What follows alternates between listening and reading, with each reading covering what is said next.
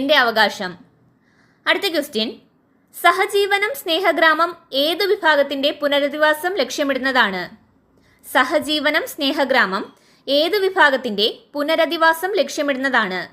Option A endosulfan ദുരിതബാധിതർ, B ഭിന്നശേഷിക്കാർ, C തൊഴിൽ ശേഷി നഷ്ടമായവർ, ഡി അവിവാഹിതരായ അമ്മമാർ.